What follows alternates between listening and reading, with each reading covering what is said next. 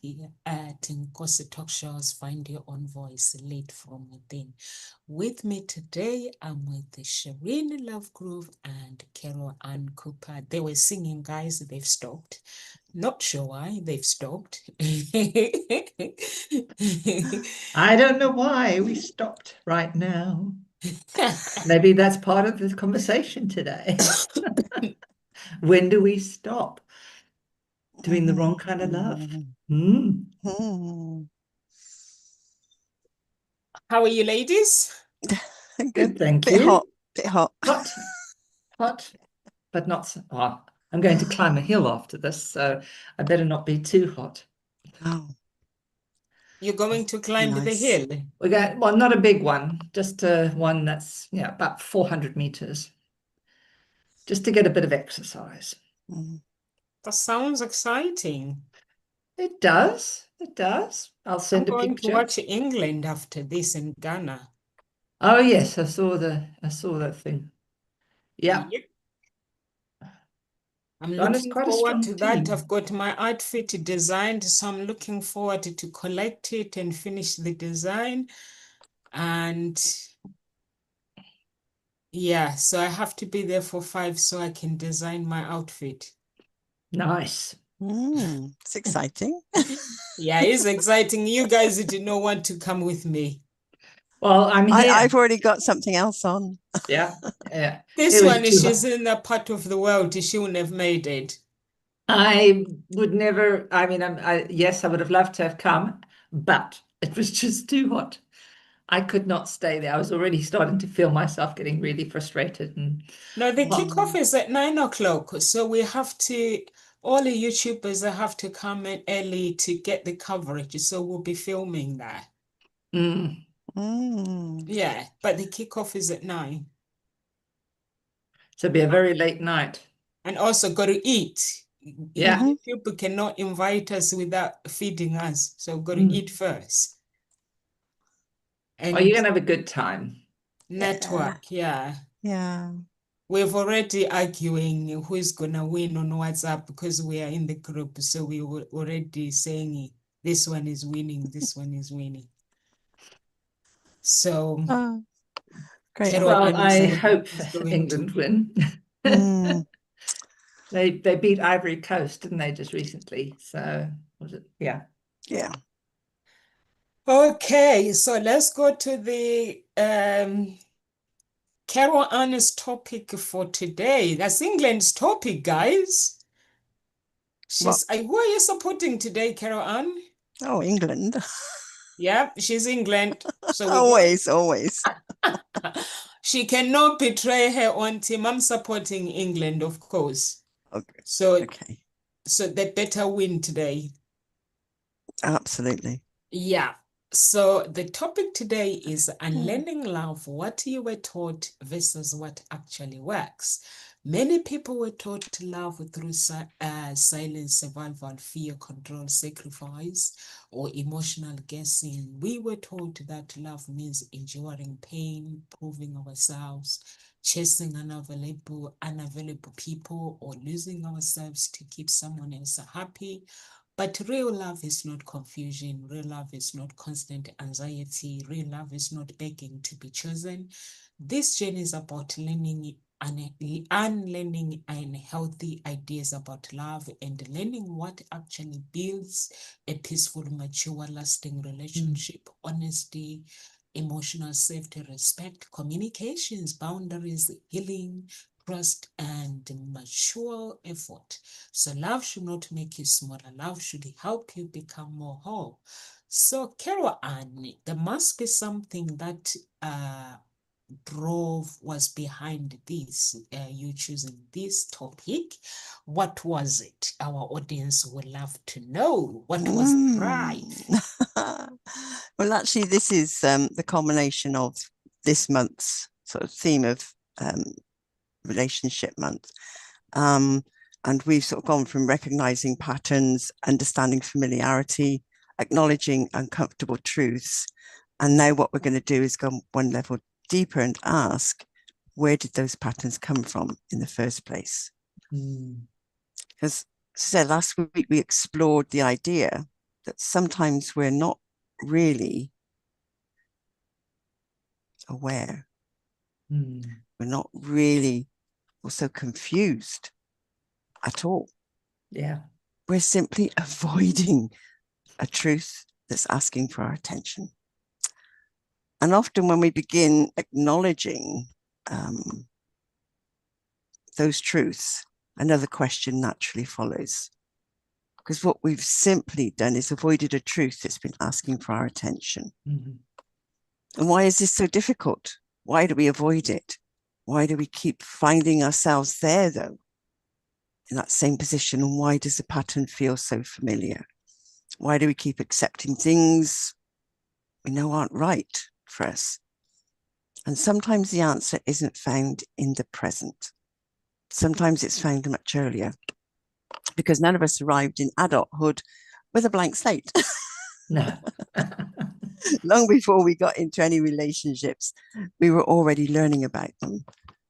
We learned how people communicate, how conflict is handled, whether emotions are welcomed or dismissed, whether love feels safe or uncertain, whether we need to earn acceptance, and whether our voice matters.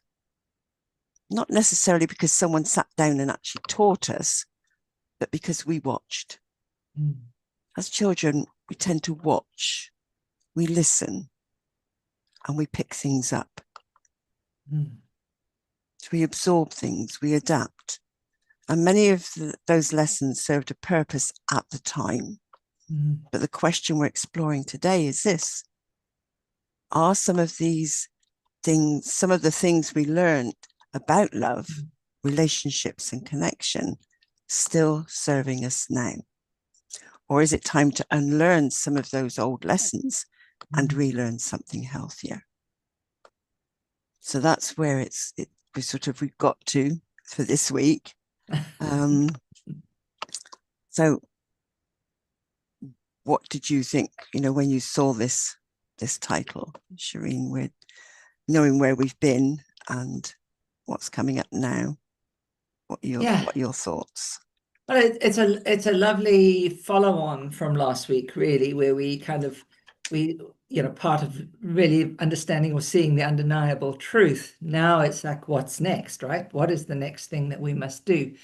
And that's always a tricky one, because even though we have the awareness now, there are other things, as you say, that are historical. There are things that are from a long time ago that actually are influencing us a lot of the time. And what was really starting to come into my mind when I sort of looked at the topic was really about our attachment. We are, I suppose, the first thoughts were we cannot never influence, right? We can never, ever influence. So even when parents say, oh, we've been fighting, we keep our fights outside the room where the child is, the child still knows you're fighting, right? Because of the way when you come back, it's different. The energy is different, and how you are relating to each other is different. So a child cannot not be influenced. And at the same time, when we're very young, recognizing that we cannot not be influenced, it means that we are absorbing, we assimilate information very, very quickly, because as learning beings, and our job is to learn very fast, very early on in order to survive. As learning beings, we have these very special neurological system that learns very, very fast, right? So we have a system that's primed to learn in a particular way. It's also primed on past genetic information. So if, say, your mother was, we call them mirror neurons, if your mother was a dancer, the chances are you will inherit some of those dancing movements. And if they do those movements, you will learn them much, much quicker. So we know mirror neurons help us learn much, much faster. But if we have been primed in a particular kind of way, means that the assimilation becomes much, much, much more pronounced. So that was really what was a little bit of a spin-off exactly from what you were saying there, Carol Ann. And the other thing that started to also, I mentioned it earlier, which was our attachment styles. And we will either, if our family are very together and more aware and they're able to handle conflict, which was one of the points that you were saying, they handle it, they don't avoid conflict, but they do it, and they do it in a constructive way, then we know that there's that safety mechanism. We learn very early on it's okay to argue, it's okay to voice our opinion, it's okay to have a sense of self in that process, right? Because very often what happens when we are in an insecure attachment or a disorganized attachment, depending what our parents have, how we've learnt our attachment to our initial caregiver, what happens is we will develop alter egos in a way, or alter personalities in order to hold those kinds of attachments. So when we learn that that's our form of love because we either get praised for it or I was the good girl that always was doing everything for everyone. And on one level, it was very frustrating because I was always having to do, and I was watching my brother never have to do. But I also getting praised meant that I could also feel good about myself. So I developed the identity a little bit of being the one that could do things. And at the same time, it also meant that I wasn't able to receive things easily, right? Because very often doers don't receive very well. So in a pattern of love, that can be very frustrating for someone that wants to give you love and you don't know how to receive it. So there are many things that my mind was just really starting to focus in on how just in the idea of our attachments, on the way we attach ourselves to our people and the way we form relationships are all attachments, right? They're never not attachments. And the interesting thing is attachments form links in the brain. So that also means that when we have to break away from the attachment, we feel that pain really dramatically. We literally are creating little holes in our brain temporarily. If we look at Dr. Amen's work, he shows us where attachment and that disengagement causes these little sort of pockets of black holes temporarily while the body is trying to find a way to reconnect in a different way and realign the attachment. So there's, from a neurological perspective, it's really very powerful to understand that when we have learned a particular kind of way of loving, that it can be a real rift when we have to think about being something new. So why we hold on to those old patterns is because that pain of the disconnection, we may have experienced it. It is so compelling and so overwhelming that we don't, right? So it's a really important aspect to recognize that when people do go into and then I know a lot of women, certainly that I work with, when they want to separate, they go back and forward, back and forward, back and forward, because that disconnection is so painful, and they haven't learned how to do that from a safe place, right? They didn't have it as an adult, for example, or as a child, learn that, okay, the world doesn't end. It's sore for a little while, but you get over it. So they don't develop those beliefs that we can get through it easily. So yeah, those are the things that I was coming through and thinking about while I was talking.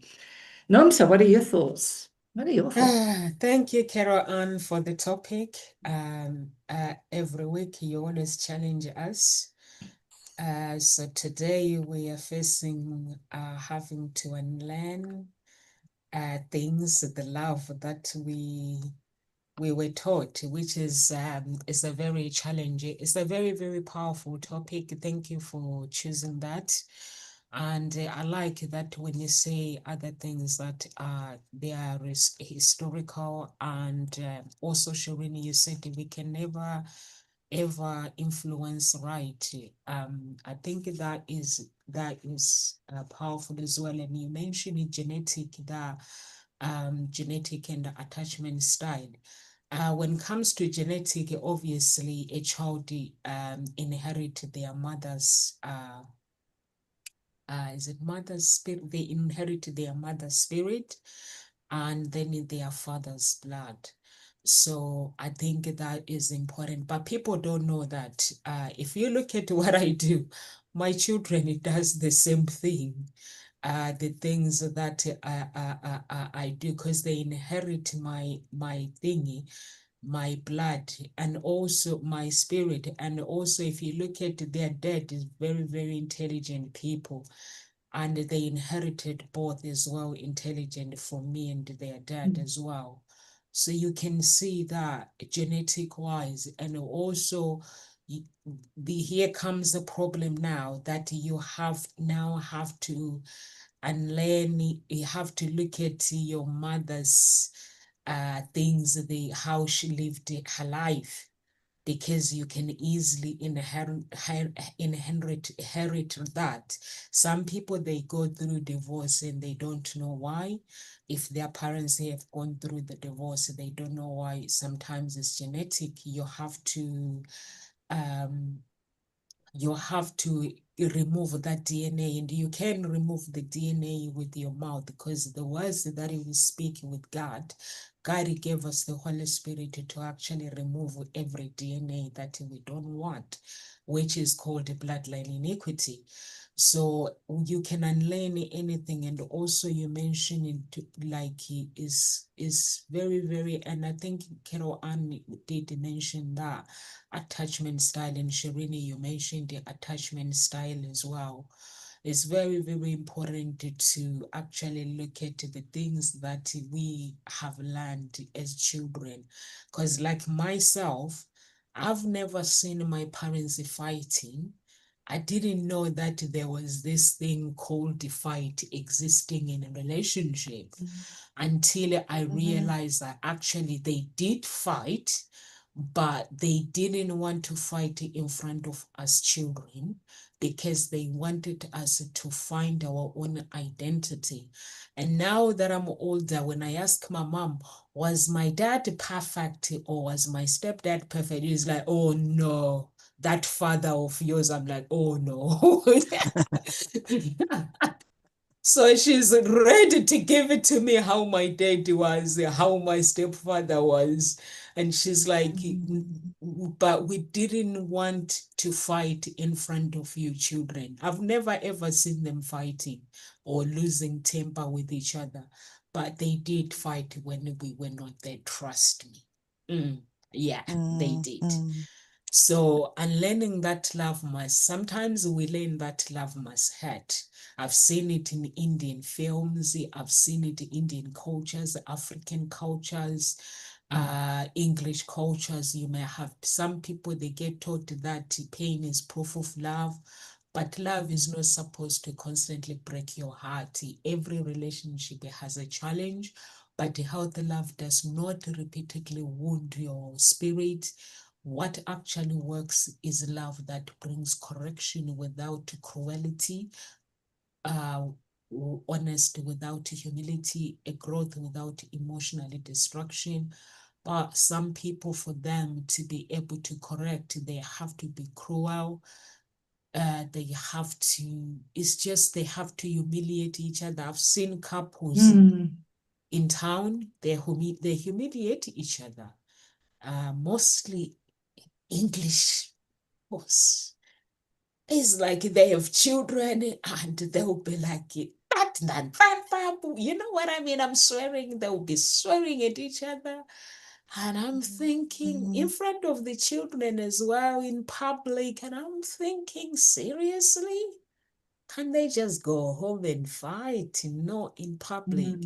And sometimes the men will be saying to the woman, you're stupid. And I'm thinking, and then after that, the man apologizes. Like, I'm sure they apologize and say, I'm sorry, I didn't mean that, but they did. mm. Yeah, that's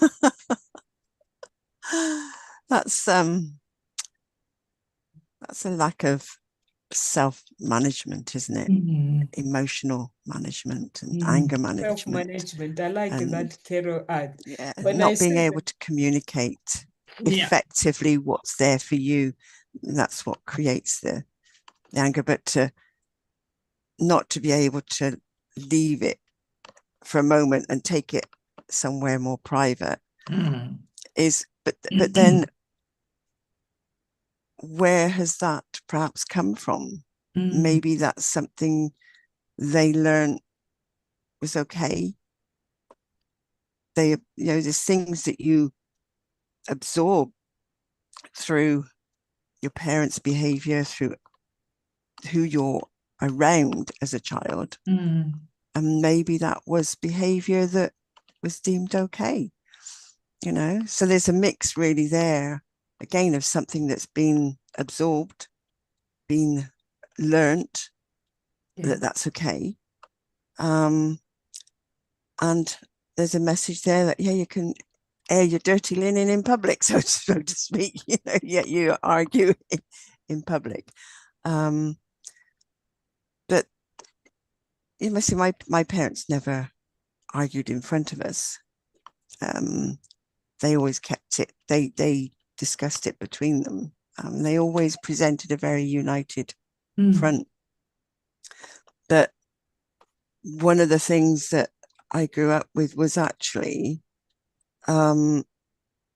conflict means something is wrong.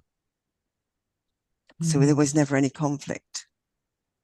And we didn't have any conflict. You didn't, somehow it didn't happen. And I've grown up thinking, I won't, I can't think of the word now, but there's another word that's sort of there, but I can't think of it. But it is about conflict and about standing up and saying something,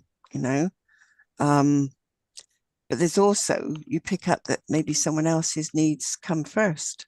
And that's what love is, because you see that someone else's needs is always being given first, above one of the partners or before anyone else.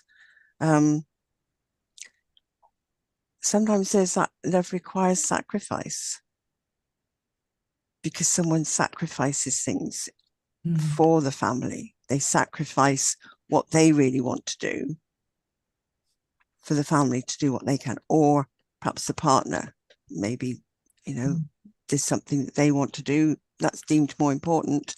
So there's that sacrifice happens.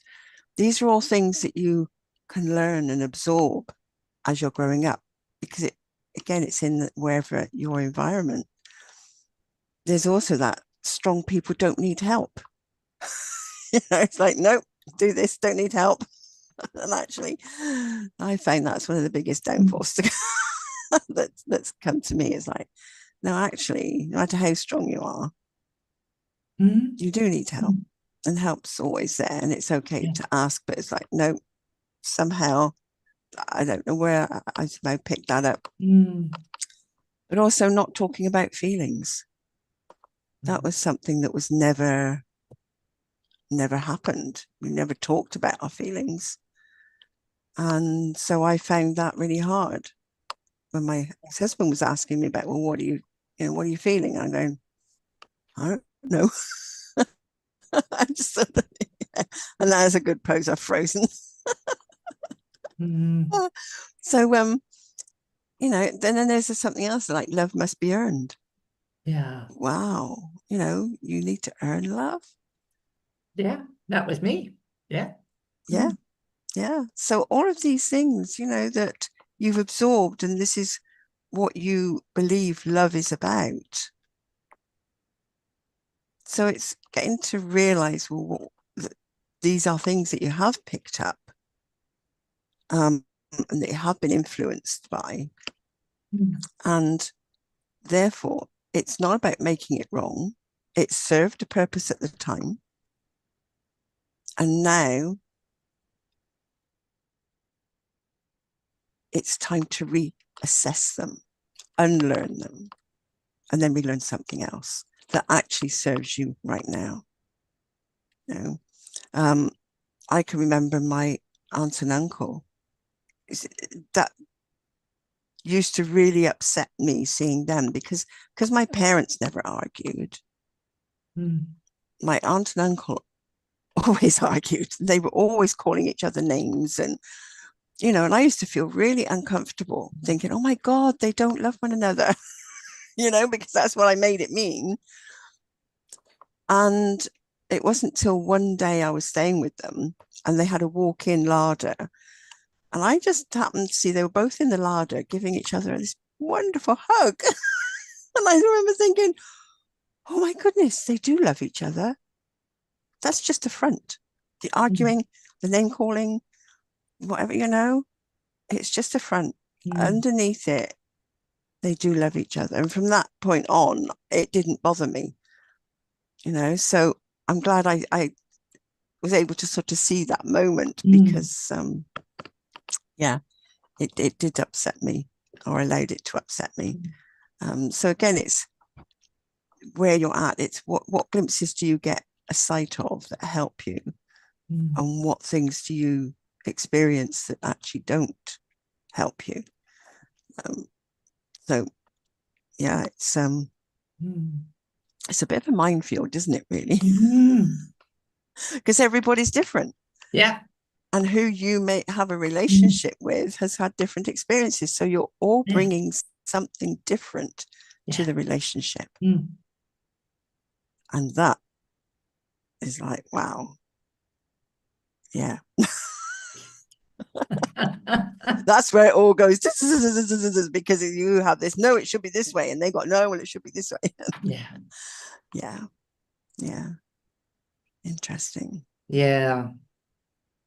I think you reminded me, I mean, a couple of points that you mentioned there, which were so powerful, and they were very good reminders. I had a friend who, her and her husband used to say the most outrageous things to each other.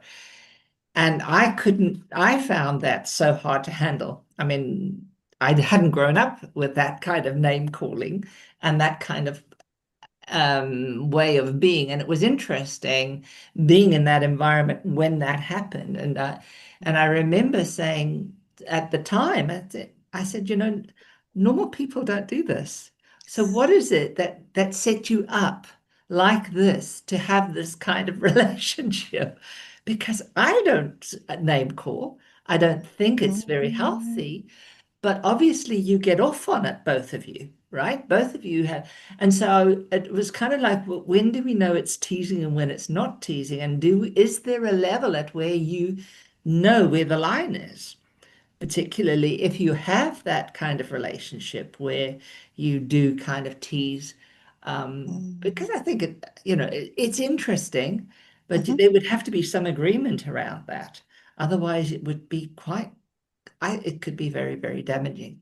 Yeah. But it's interesting because obviously they were bandering off each other in some ways, but it meant that it was just their world, right? And that was interesting in himself. Maybe that was the way they kept their world constant and stable. Yeah, so that was interesting. They weren't able to explain. They thought that we were boring because we didn't do name calling. So that was quite interesting. Yeah, so gathering that and seeing the one's mother, I realized that actually it was also in the whole of the family, the way they spoke to each other. And she had a lot of trouble and a lot of inner stuff anyway. So this was a reaction. But what was really important, I think what I was hearing was this, and it really reflected on a client of mine recently, was about when we are the strong woman, and particularly a lot of culturally, a lot of Black women are taught they have to be strong, and it's actually it's almost like if you are not strong and you show weakness, it really has an impact on their inner psyche. But one of my clients, who is actually Canadian, she turned around and she wanted to get something from one of the doctors, and because she comes across as knowing and confident and all of that, they didn't want to prescribe her a particular kind of medication that she really was asking for and needing and wanting, and she was really struggling. And it made me realize so clearly this mismatch. If if you come across in a particular way, then the world won't see you in what it is, that they won't see the struggle. And until you name the struggle and you show the vulnerability, they cannot they cannot serve you. So if we're the kind of person that is a very strong, capable person, and we've learned that very well because society does create that women work differently and are capable in very different ways, multitaskers particularly, but it does mean we take on lots of the burden, right? And that means it's much, much more difficult to change that dynamic because we have a lot of beliefs around that.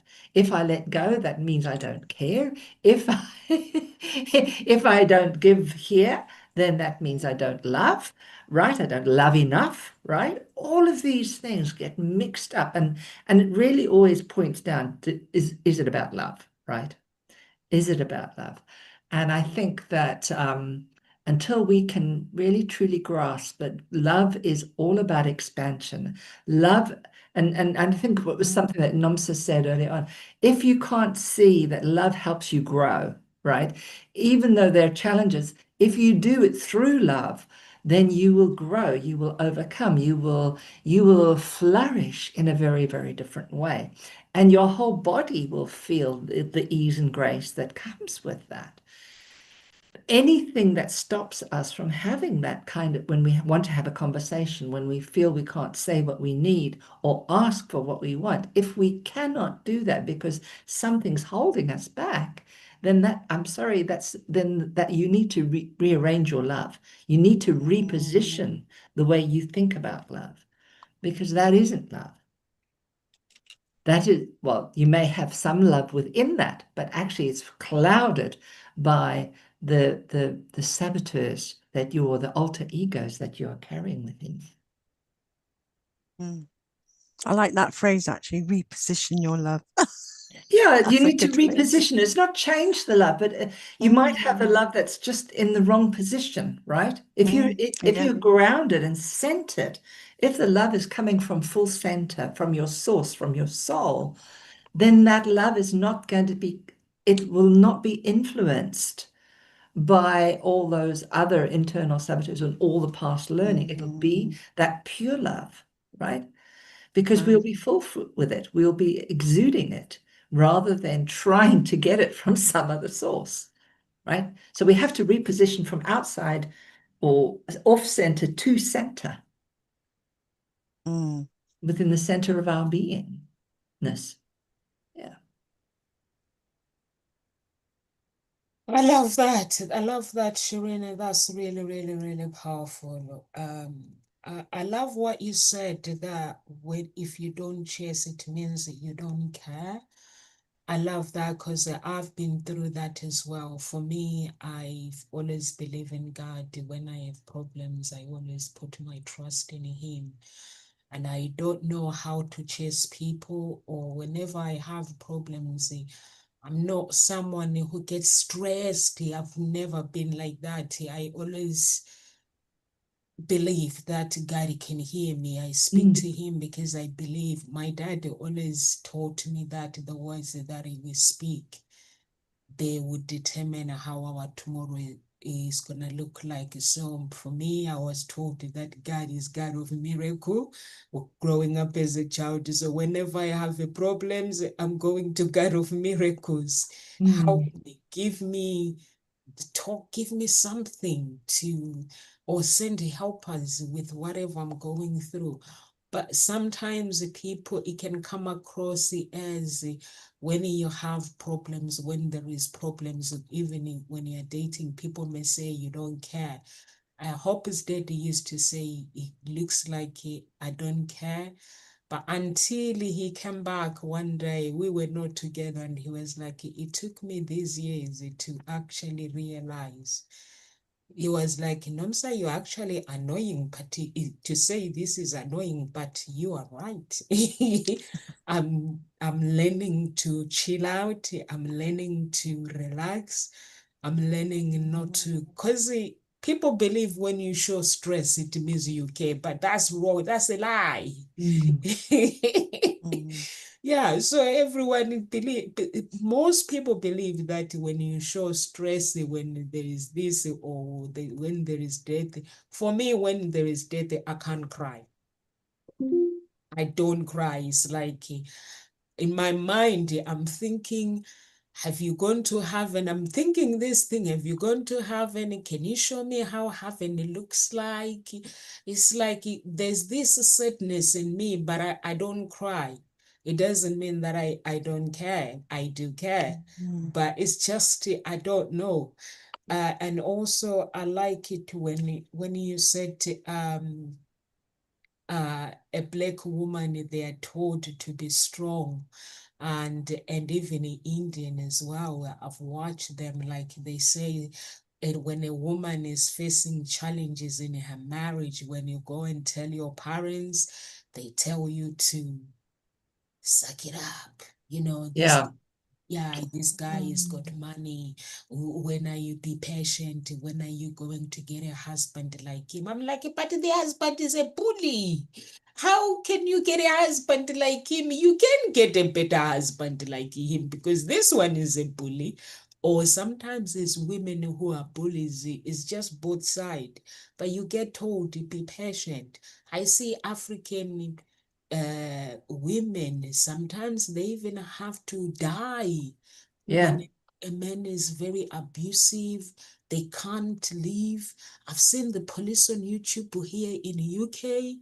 They say mostly people who are going through abuse, like English women, even if they get them out, they go back and they say, us as police, we don't have authority. Some come out alive, but some they don't. And sometimes you get told, just be patient. I was watching another film, and this woman, she's being abused by her husband because the husband is very rich. She goes back to tell her family, they say, look what we have is because of your husband. If you leave him, we will lose all of this. They're thinking about material, and that happens in real life. And I also, Carol Mm. Annie, I like what when you said um lack of self-management. And you said you grow up believing that a conflict was wrong because of your parents. Me too as well. When I was in a relationship, when someone tries to fight with me, I'll be like, this is wrong. That means you are not a good guy. You are a bad guy, because my parents I'd Mm. never seen my parents fighting. And I'm thinking, even my dad never spoke to me like that. Why are you speaking to me like that? Bad man. So that man gets dumped. Until I actually went for counseling. I think I went for 3 or 4 counseling. I couldn't get what they were talking about until now when I was fasting, and then the Holy Spirit was helping me to understand that no, sir, people are different. You are not created the same. You're all different. Mm. So when you're arguing with someone, it does not mean that it's wrong. And also, Carol Ann, you said so, some people believe that someone needs it has to come first. And talking about our feelings sometimes is not right, or love must be earned. Everybody, like you said, everybody is different. For me, it's like I was raised by parents who explains. Like my grandmother, sometimes I look at her, I'm thinking, what was she thinking? Honestly, even the age of 10, she'll sit down with me, she'll be talking like she's talking like an adult, explaining things in life, how life is. And then I'll have my dad, 4 a.m. It was me and daddy's time where we check on my needs, Mm. we talk, and then I go back to sleep. So it was that time, because my dad was a teacher. He wakes up at 4. He wake me up, and then he will have a chat. So I'm thinking, what was he thinking? But that it helps, because now that I'm older, it's like relationship wise, I had to get help from the Holy Spirit. It's like, no, sir, your dad was your dad. He was different. He loved you.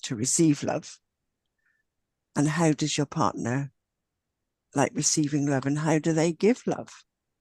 There's that conversation. Again, it's always in conversation, isn't it? It comes down to understanding, having that awareness and being able to be honest instead of having silence.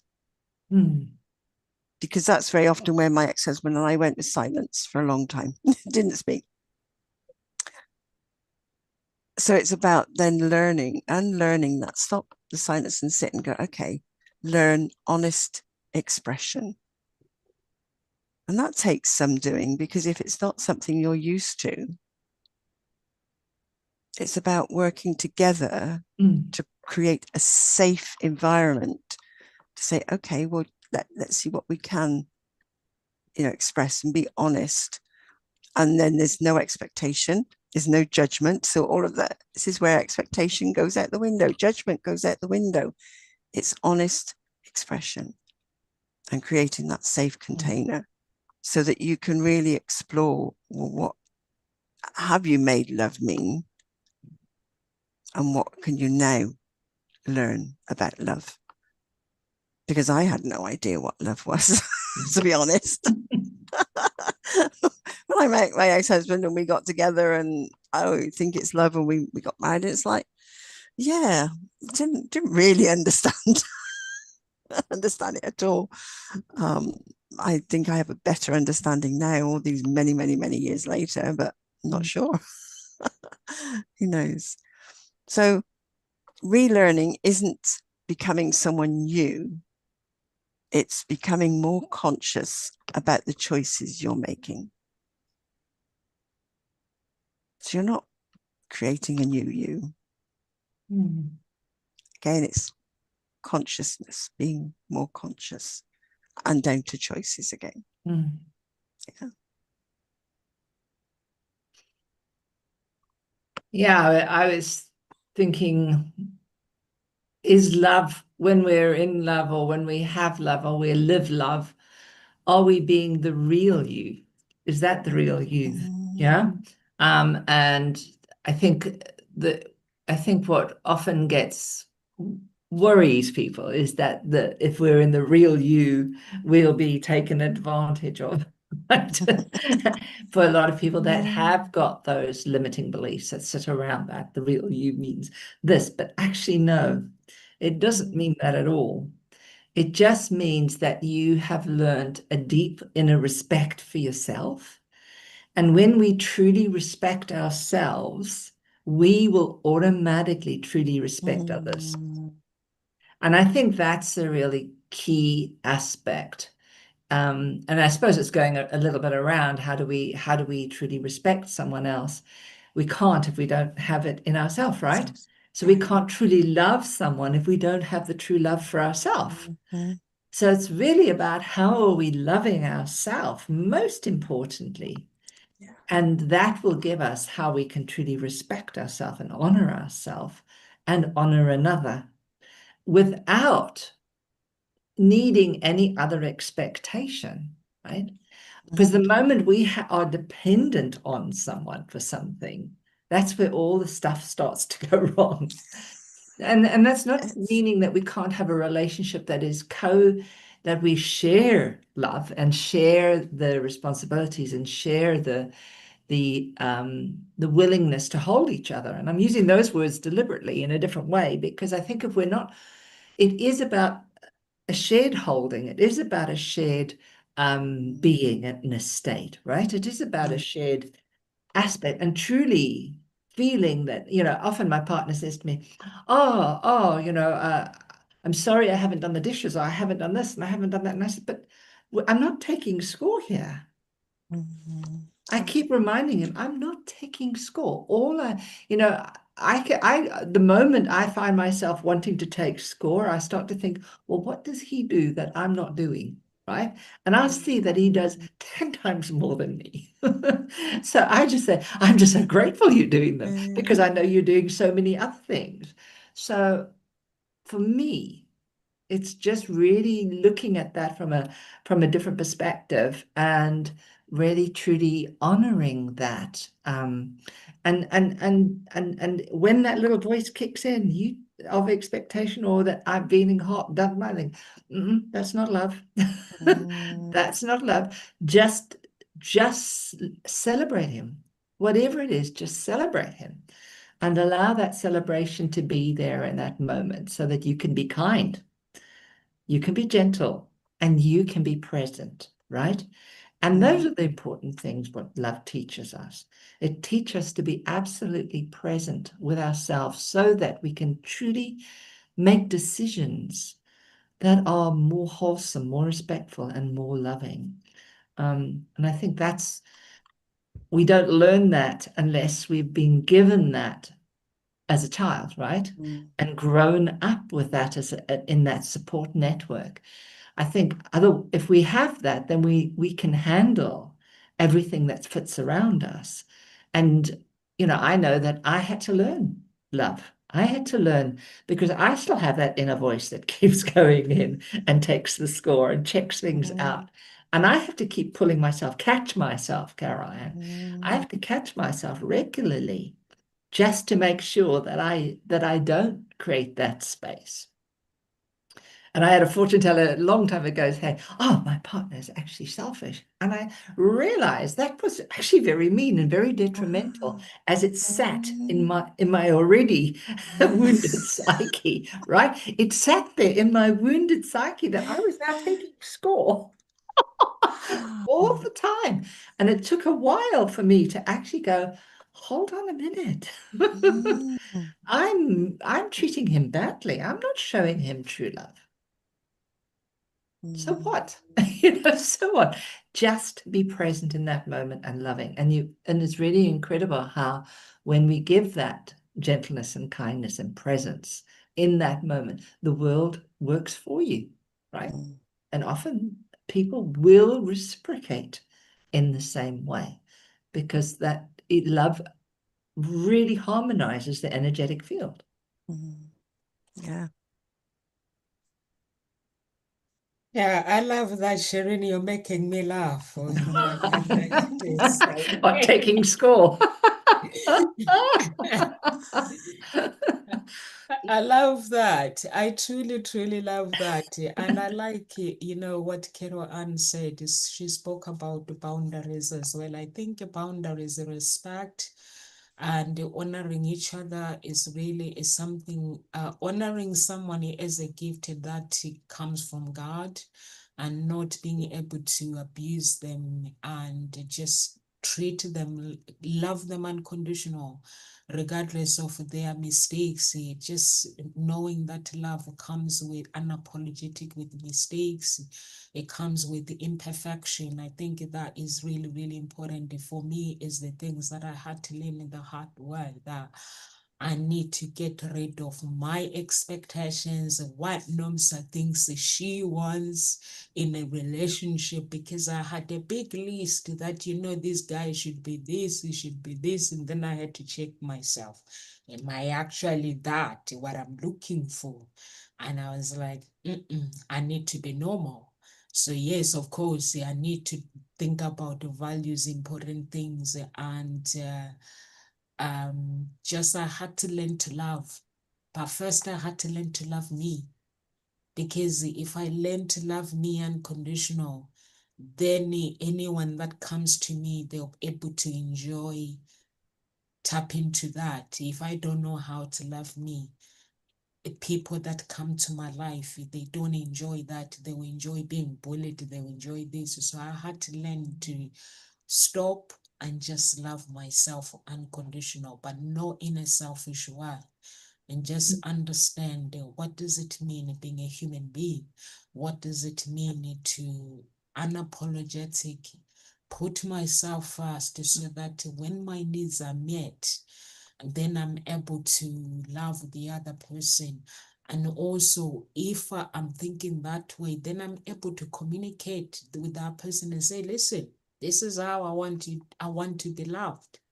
I don't want to be treated like this. This is how I want to be saved as a woman. So I'm able to communicate it. But before I do what Carol Ann said before, silence. I am talking to you. You've had Slam the door. slam the door, go under the pillow. I am talking, and then now I look back, I'm like, what the heck was that all about? Well, they stood there thinking, what shall I say? What shall I say? How do I approach? How do I approach? All you've got is this blank thing. Don't love me. Don't come near me. Yeah. Anyway, so So, encouragements, ladies, is 7 minutes past 2. okay. Because So Carol there's Ann a challenges us, and when she challenges us, we get excited. We don't look at the time. no, it's great what comes up out of these questions, out of Yeah. these topics. And there's a question I'd like to leave people with. It's like to ask, themselves, what did you learn about love, relationships, or belonging that you have never stopped to question? Mm. So that's a question I'd just like to leave our listeners with, but also to round up. Also, over the past months, we've explored our patterns, our relationships, and the truths we've been learning about ourselves. But awareness alone doesn't create change. Next week, we begin looking at what helps us move forward, starting with one of the biggest obstacles of all, the tendency to overthink ourselves out of action. Oh, I know that one. Nice one. Juicy. Is there anything you'd like to Okay. leave? Are we? Yeah, we Yeah, good. we're Yeah, good. cool. You guys done with your words of encouragement? Yes, thank you. Okay, thank you, Carol Ann, for the challenge. We accept the challenge, and yeah, it's good. Guys, if you're watching us from YouTube, please do subscribe to our channel. And on Facebook, we have 2 groups, Unique Billionaire Mindset and Gossip Talk Shows. And also we are broadcasting on Pastor Henry's channel. Please, that's where you can find our content as well. Please follow his channel as well.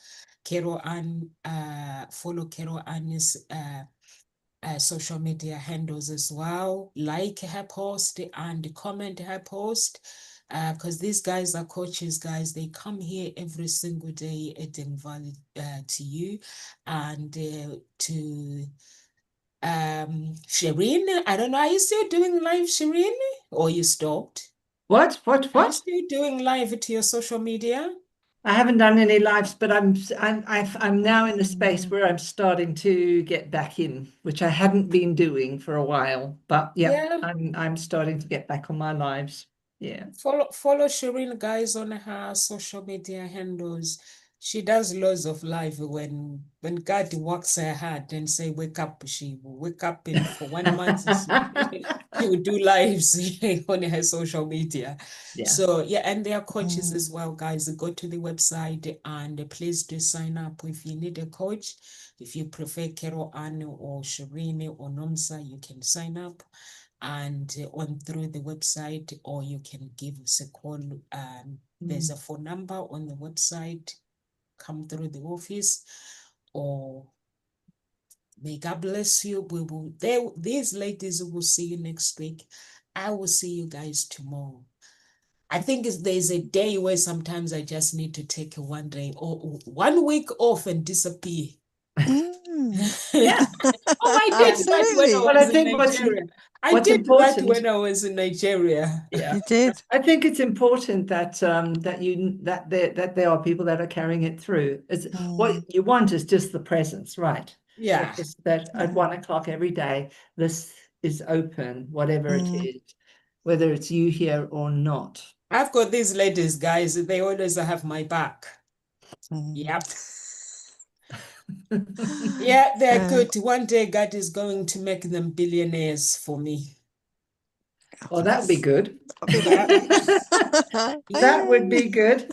Yeah, we'll wait for money to rain from heaven. Let's just visualize it coming now. Yes.